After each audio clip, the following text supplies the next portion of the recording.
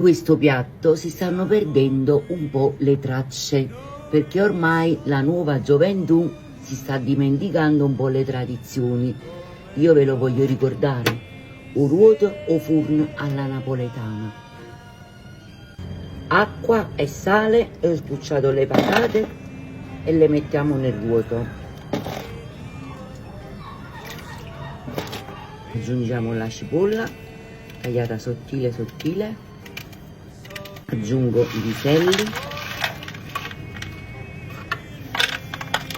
olio a sentimento. Questa è acqua e sale che avevo messo prima le patate, ovviamente già lavate prima. Aggiunto salsicce, pancetta di maiale e una tracchiolella, una costina.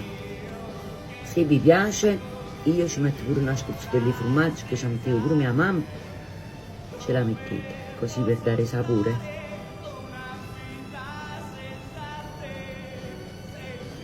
Per il sale, come sempre, regolatevi voi.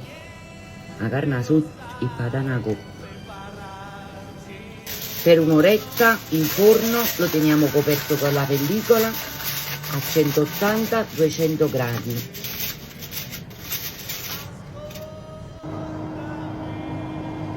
Vieni.